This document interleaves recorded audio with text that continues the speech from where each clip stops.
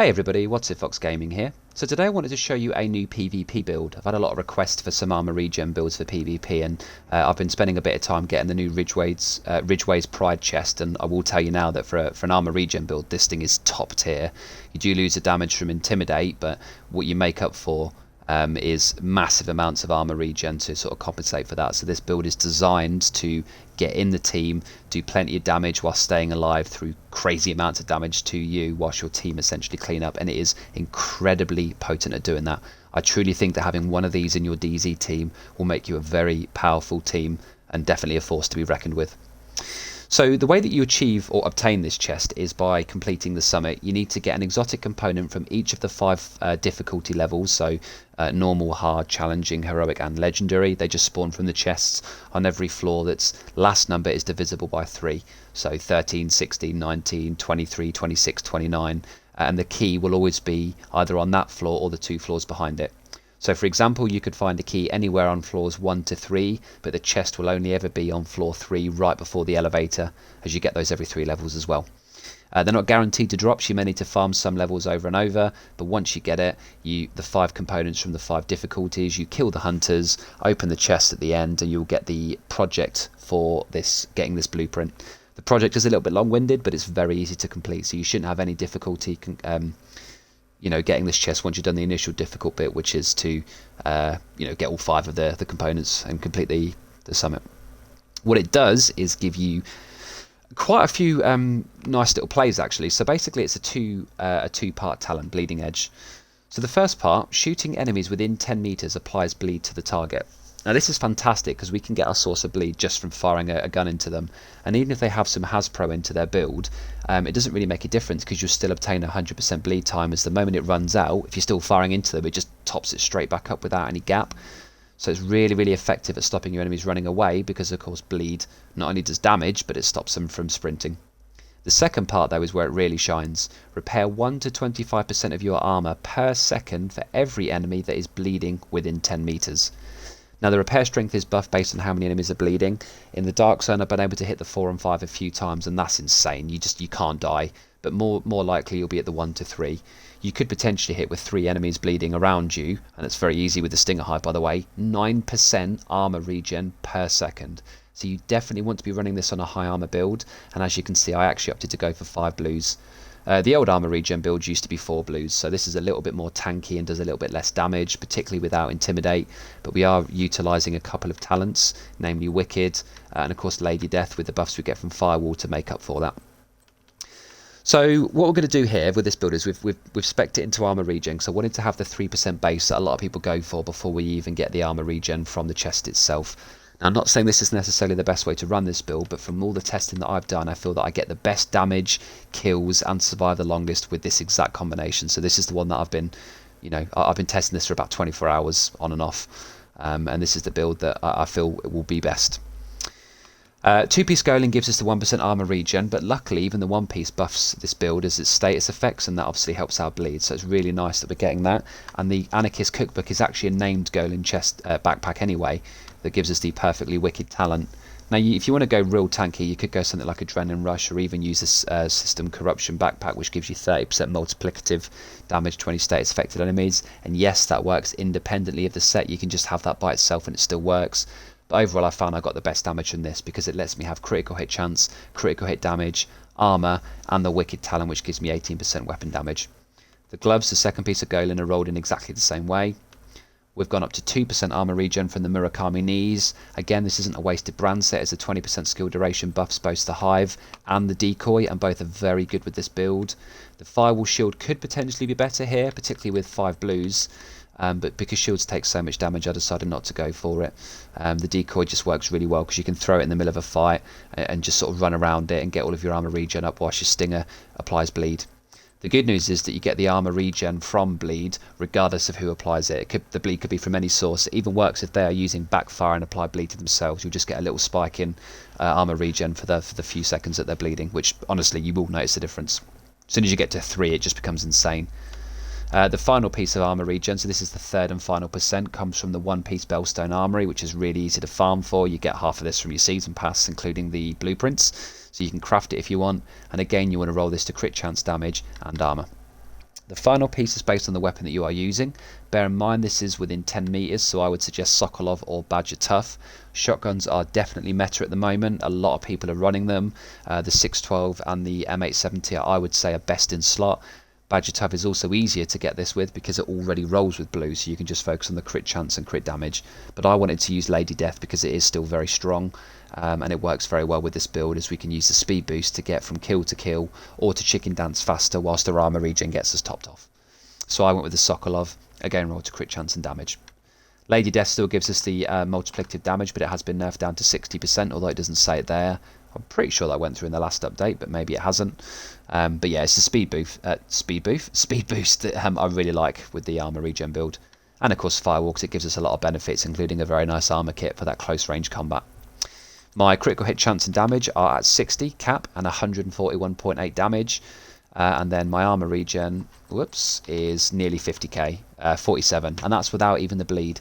So we're healing nearly 50k a second just from base, and of course as soon as we start getting 1 to 2 people bleeding, that's going to go up exponentially. So yeah, very survivable build. Let's load into a conflict game so I can show you exactly how that all works. Now, I say this in a lot of my PvP build videos, please don't base your judgment of this build on my performance. I'm solo queuing, I'm doing a live commentary whilst I play the game. You know, this build doesn't work in solo queue, I will say that. It does struggle in solo queue, because you need your team to be getting into the fight whilst you're in there. Essentially the way that you play is, if you've got 2 or 3 enemies, you want to come in from behind, drop your Stinger Hive, drop your decoy as well, get some shots with your Lady Death and just sort of run around. Because whilst those 2 to 3 enemies are bleeding, your armour regen is insane. You can keep popping shots into them whilst you're reloading. You can chicken dance, pop more shots. If your team aren't there to back you up whilst you're in the middle of 3 people, you will absolutely go down. It's good enough to survive a lot longer than other armour regen builds. It definitely survives longer.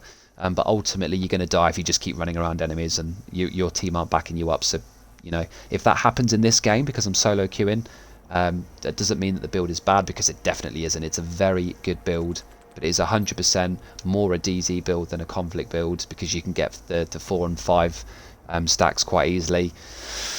Yeah, it just works better in a DZ team. It doesn't work very well in solo queue. And that's not to put the build down. I mean, you know, I've been using it in conflict to test it because my clan aren't online at the moment. And yeah, it works. It does work very well in conflict, but you get more benefit from the dark zone, definitely. As soon as someone pushes you, you just have your hive near you, get your decoy down, and oh, it's crazy. And they can't run away because they're bleeding as well. That's the best part.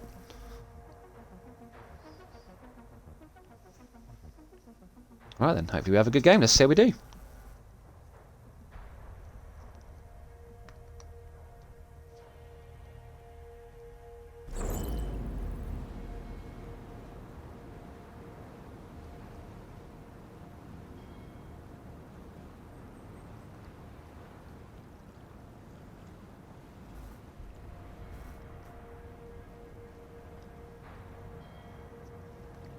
Oh, gotta love these loading screens.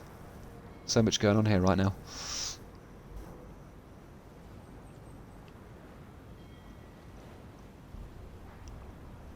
Oh, wow, I guess we're just going to be stuck on this black screen, are we? Awesome. So I'm going to try and play this build on roof, because it is a close range build and I don't want to be caught out in the open where I can avoid it. Hopefully my team see I've got a high armour build and use me as a bit of a meat shield, because that is literally the point of this build. If they don't, I am going to struggle here, so please bear that in mind, but I'll obviously do what I can. Ultimately what I'm looking for here is for you guys to get this chest, to try out this build, make tweaks based on your own play style, and let me know in the comments what you've done, because if you guys come up with a better version, you know, this chest has been out 3 days. This is a very early 1.0 build. I will be making a 2.0 definitely, like I do with a lot of my builds. But yeah, I'm going to obviously need you guys to help out with that, because you know, you've given me some good ideas so far.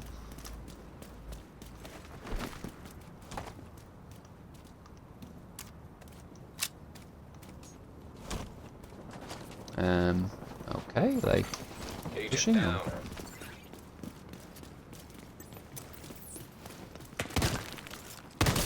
Oh, there's 2 people here.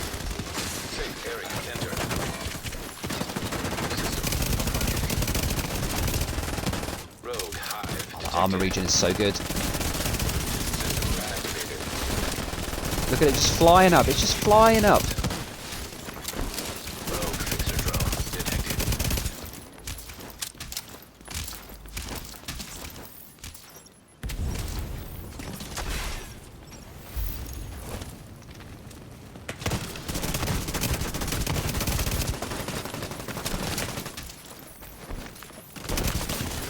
Speed hive on him. He didn't know what to do. This is so good. I love it. Look at my health. It's just been full this whole time. It's crazy strong. Yeah, you definitely have a damage loss compared to the more atypical armour regen builds that are 4 blue with Intimidate. They absolutely do perform better, but it's like any of my builds. You have to sort of understand the strengths of it and the weaknesses and play accordingly.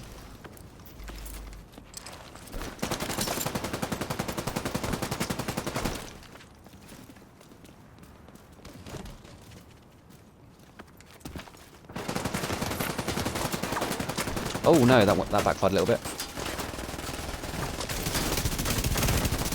Bleed on there, so that's already an extra 1%. Just flying straight up. Look at that armour regen. Boost about to activate.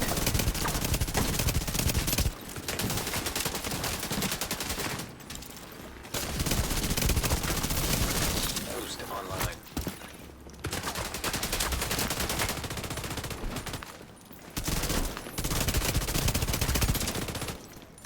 Nice.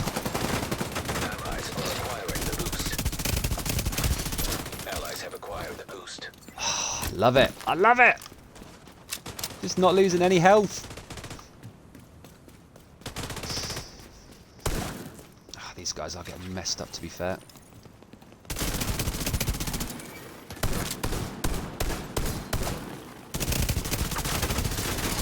System curtailed.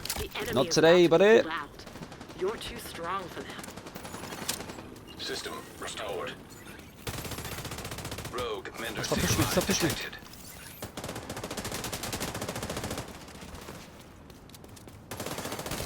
Rogue Stinger Hive detected. Let's see if this works. Agent down. Rogue Hive No, I didn't think it would. I was red shielded. I just wanted to try and get bleed on 2 people and chicken dance a bit once my team followed me. But yeah, that's fair. You should never ever run into their spawn, because when you're red shielded, you take a lot more incoming damage and you deal a lot less damage, and you can't use your skills. In that situation, I would have wanted my bleed hive there, to be fair. So I just wanted to see what happened, but obviously a stupid play. 4 kills, 1 death, 6 assists, 13 mil damage. Pretty good for a 5 blue build with no Intimidate, I might add. Rogue Fixer drone. Looks like they're pushing detected. out. No team.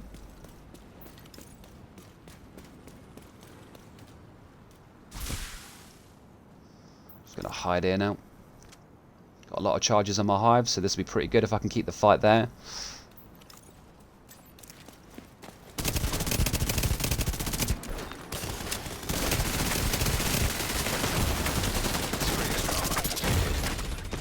Ah, no! That blind did me in there. Agent killed. I've sent a specialization. You've won an emphatic victory.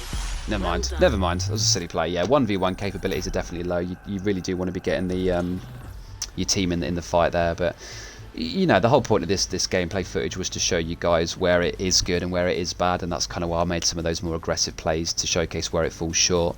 But yeah, in like a big DZ battle, when you've got 3 people and you get in your hive and you decoy right in the centre and just running around and popping a few shots here and there, your armour regen is insane, because you're getting 9% plus the 3% from the build. So you're getting 12% of your armour back per second, and that's ridiculous. It means you can stop and shoot a lot more than you'd normally be able to do with an armour regen build.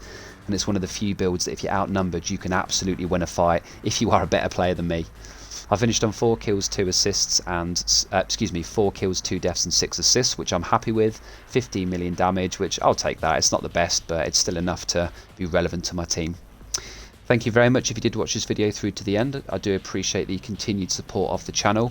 Please do let me know in the comments your thoughts on the build and how you would change it, and I will see you all in the next video. Peace.